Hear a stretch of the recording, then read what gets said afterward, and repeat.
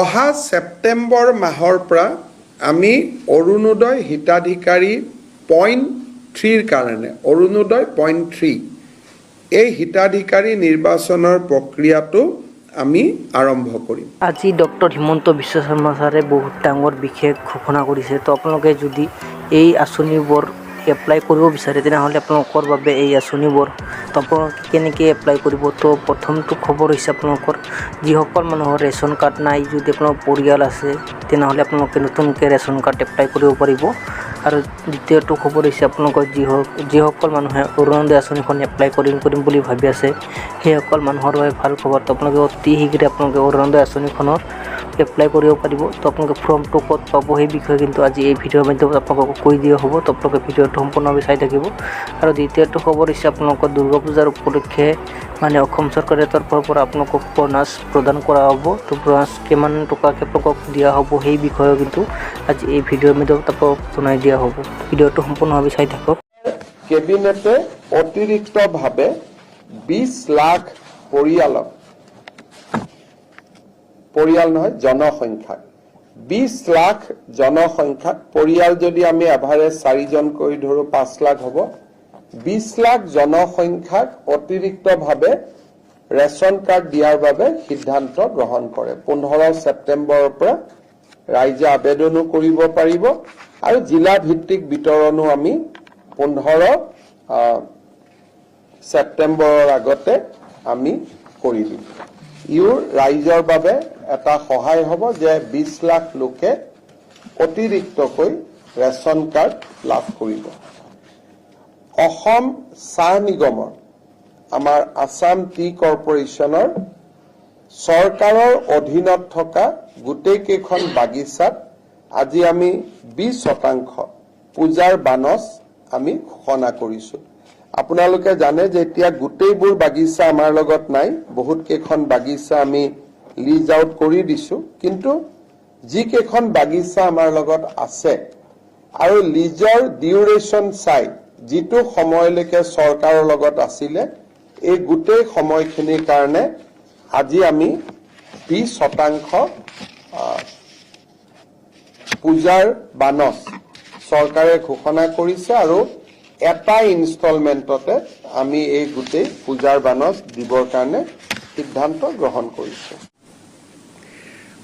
আৰু এই কামটো যাতে খুব সুষমভাৱে, কাৰণ অৰুণোদয় হিতাধিকাৰী প্ৰায় ডাবুল হৈ যাব, আজিতকৈ দুগুণ হৈ যাব। আজি 27 লাখ আছে, তেতিয়া প্ৰায় 47 লাখ হ'ব। ডাবুল নহ'ব, অকণমান ডাবুলতকৈ কম হ'ব।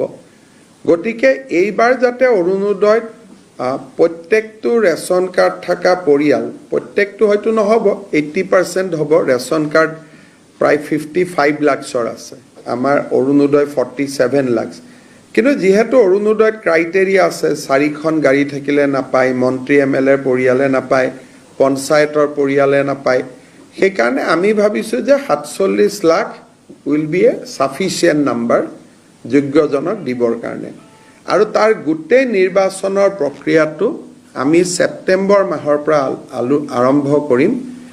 অৰুণোদয় 3.0 অৰ্থাৎ অৰুণোদয় আমি প্ৰথম আৰম্ভ কৰিছিলোঁ 19 লাখ হিতাধিকাৰীৰে। অৰুণোদয় 2.0 আমি সামৰি লৈছিলোঁ 27 লাখ হিতাধিকাৰী। এতিয়া অৰুণোদয় 3ত আমি সিদ্ধান্ত লৈছোঁ যে আৰু আমি 20 লাখ হিতাধিকাৰী এই আঁচনিৰ আমি অধীনলৈ আনিব খুজিছোঁ। যদি 20 লাখ হিতাধিকাৰীক এই আঁচনিৰ অধীনলৈ আনো তেতিয়াহ'লে এই আঁচনিৰ অধীনত বেনিফিটেড পৰিয়ালৰ সংখ্যা 47 লাখলৈকে বৃদ্ধি পাব। আমি অৰুণোদয় 2.0 আধাৰ আৰু ৰেচন কাৰ্ডৰ লগত জড়িত নাছিলে। তাৰ কাৰণে মই যোৱাকালি পৰহি যেতিয়া উপায়ুক্তৰ সন্মিলন আৰম্ভ হৈছিল মই কৈছিলোঁ যে কিছুমান অৰুণোদয় হিতাধিকাৰী অবাঞ্ছিত লোকৰ হাতলৈকেও যোৱাৰ কিছু তথ্য আমাৰ হাতলৈ নিৰ্বাচনৰ সময়ত আহিছিলে। সেইকাৰণে এইবাৰ আমি সিদ্ধান্ত কৰিছোঁ যে অৰুণোদয় আঁচনিটো পাবৰ কাৰণে ৰেচন কাৰ্ড থাকিবই লাগিব। আৰু যদি ৰেচন কাৰ্ড কাৰোবাৰ থাকে তেতিয়াহ'লে তাৰ আধাৰো থাকিব লাগিব। অৰ্থাৎ Arunodoi will be link with Aadhaar and ration card. সেইকাৰণে বৰ্তমানলৈকে পাই থকা অৰুণোদয়ৰ হিতাধিকাৰী আৰু নতুনকৈ 20 লাখ যি হিতাধিকাৰী হ'ব তাৰ কাৰণে এটা নতুন নিৰ্বাচনী প্ৰক্ৰিয়া এটা আৰম্ভ হ'ব। অৱশ্যে যেতিয়ালৈকে নতুন বেনিফিচিয়াৰী নিৰ্বাচন নহয় তেতিয়ালৈকে পুৰণাসকলে অৰুণোদয় পাই থাকিব। কিন্তু যেতিয়া নতুন হিতাধিকাৰী হ'ব বৰ্তমানে পাই থকা সকলোৱে নাপাবও পাৰে। যদি তেওঁলোকৰ ৰেচন কাৰ্ড নাই বা তেওঁলোকৰ আধাৰ নাই তেতিয়া তেওঁলোকে নাপাবও পাৰে। অহা ছেপ্টেম্বৰ মাহৰ পৰা আমি অৰুণোদয় হিতাধিকাৰী পইণ্ট 3ৰ কাৰণে অৰুণোদয় পইণ্ট 3 এই হিতাধিকাৰী নিৰ্বাচনৰ প্ৰক্ৰিয়াটো আমি আৰম্ভ কৰিম। আৰু এই কামটো যাতে খুব সুষমভাৱে, কাৰণ অৰুণোদয় হিতাধিকাৰী প্ৰায় ডাবুল হৈ যাব, আজিতকৈ দুগুণ হৈ যাব। আজি 27 লাখ আছে, তেতিয়া প্ৰায় 47 লাখ হ'ব। ডাবুল নহ'ব, অকণমান ডাবুলতকৈ কম হ'ব। গতিকে এইবাৰ যাতে অৰুণোদয়ত প্ৰত্যেকটো ৰেচন কাৰ্ড থকা পৰিয়াল, প্ৰত্যেকটো হয়তো নহ'ব, 80% হ'ব। ৰেচন কাৰ্ড প্ৰায় 55 লাখৰ আছে, আমাৰ অৰুণোদয় 47 লাখ। কিন্তু যিহেতু অৰুণোদয়ত ক্ৰাইটেৰিয়া আছে, 4খন গাড়ী থাকিলে নাপায়, মন্ত্ৰী MLA পৰিয়ালে নাপায়, পঞ্চায়তৰ পৰিয়ালে নাপায়, সেইকাৰণে আমি ভাবিছোঁ যে 47 lakh will be a sufficient number যোগ্যজনক দিবৰ কাৰণে।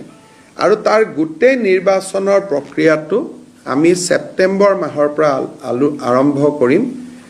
অহা ছেপ্টেম্বৰ মাহৰ পৰা আমি অৰুণোদয় হিতাধিকাৰী পইণ্ট 3ৰ কাৰণে অৰুণোদয় পইণ্ট 3 এই হিতাধিকাৰী নিৰ্বাচনৰ প্ৰক্ৰিয়াটো আমি আৰম্ভ কৰিম। আৰু এই কামটো যাতে খুব সুষমভাৱে, কাৰণ অৰুণোদয় হিতাধিকাৰী প্ৰায় ডাবুল হৈ যাব, আজিতকৈ দুগুণ হৈ যাব। আজি 27 লাখ আছে, তেতিয়া প্ৰায় 47 লাখ হ'ব। ডাবুল নহ'ব, অকণমান ডাবুলতকৈ কম হ'ব। গতিকে এইবাৰ যাতে অৰুণোদয়ত প্ৰত্যেকটো ৰেচন কাৰ্ড থকা পৰিয়াল, প্ৰত্যেকটো হয়তো নহ'ব, 80% হ'ব। ৰেচন কাৰ্ড প্ৰায় 55 লাখৰ আছে, আমাৰ অৰুণোদয় 47 লাখ। কিন্তু যিহেতু অৰুণোদয়ত ক্ৰাইটেৰিয়া আছে, 4খন গাড়ী থাকিলে নাপায়, মন্ত্ৰী MLA পৰিয়ালে নাপায়, পঞ্চায়তৰ পৰিয়ালে নাপায়, সেইকাৰণে আমি ভাবিছোঁ যে 47 lakh will be a sufficient number যোগ্যজনক দিবৰ কাৰণে। আৰু তাৰ গোটেই নিৰ্বাচনৰ প্ৰক্ৰিয়াটো আমি ছেপ্টেম্বৰ মাহৰ পৰা আৰম্ভ কৰিম।